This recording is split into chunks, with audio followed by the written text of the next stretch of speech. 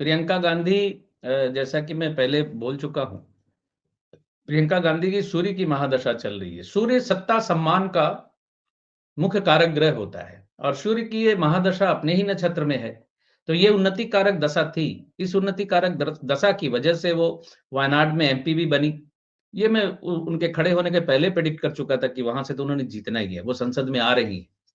उसके बाद ये उन्नति कारक उनका समय है और धीरे धीरे ये उनकी जो प्रोग्रेस बढ़ती चली जाएगी। 29 से 39 तक मेरा स्पष्ट दावा है कि वो प्राइम मिनिस्टर बन सकती है उन 10 वर्षों में। आप बिल्कुल बात जारी क्लियर। रखिए, मैं एक सेकंड चार्जर लगा लूं, मैं चार्जर लगाना भूल गया हूं, तो कि लैपटॉप ऑफ ना हो जाए, या आप बात जारी रखिए। जी, जी। तो प्रियंका गांधी का जो दशा चल रही है इस वक्त, मैं एक बार देखूं यहाँ उपलब्ध है कि नहीं। उपलब्ध है। सूर्य की महादशा में इस वक्त उनकी जुपिटर की अंतर्दशा चल रही है। जुपिटर केतु के नक्षत्र में है, मूला नक्षत्र में, जो बहुत ज्यादा अच्छा फल देने का इंडिकेशन नहीं कर रहा है। लेकिन जुपिटर जो है, सबसे बड़ी बात होती है कि ये न्यायकारी ग्रह होता है। तो थोड़ी सी समस्या के साथ ही, लेकिन चूंकि महादशा पूर्ण समर्थन में है तो उनकी प्रोग्रेस हो रही है। लेकिन शनि की अंतर्दशा सूर्य में जब भी आएगी, हालांकि अमूमन आम व्यक्ति इसको समझता है कि वो क्या कहते हैं, शत्रु की महादशा अंतर्दशा होती है। लेकिन वो एक बेसिक पॉइंट है। बेसिक पॉइंट इसको मैं इस तरह कहूंगा कि अगर आपको कुछ बोलने को कहा जाए तो आप क ख ग ख नहीं बोलना शुरू करेंगे। आप उन शब्दों का इस्तेमाल करते हुए अपनी बात रखेंगे।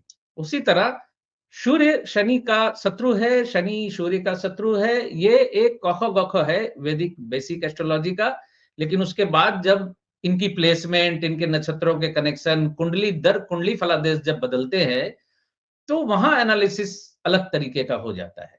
तो शनि की जो अंतर्दशा इनकी आ रही है सूर्य में, और शनि सूर्य के नक्षत्र में है, और शनि इत्तेफाकन एकादश में है, यानी 11th हाउस में शनि है। 11th का मतलब इच्छा पूर्ति और प्राप्ति होता है। मैं अक्सर, जो मित्र मुझे लगातार सुनते हैं वो जानते हैं, मैं दशम और एकादश को बहुत महत्व देता हूं राजनीति में उन्नति करने के मामले में और आगे बढ़ने के मामले में। तो शनि की अंतर्दशा ज्यादा देर नहीं है, आप देख लीजिएगा। 2026 जुलाई जुलाई 2026 के बाद प्रियंका की जो उन्नति, प्रोग्रेस या उनकी कमांड और बढ़ने वाली है। ये बिल्कुल स्पष्ट है। और दर्शकों को फिर बता दूं कि चंद्रमा की जो महादशा पे मैं इतना दावा कर रहा हूं, चंद्रमा शनि के नक्षत्र में है, वृश्चिक राशि है प्रियंका गांधी की। और चंद्रमा के थ्रू, अपने नक्षत्र के थ्रू, वो सफलता का कॉम्बिनेशन बना रही है। तो चंद्रमा की जो महादशा है बहुत बेनिफिशियल जाने वाली है। सर बोलिए।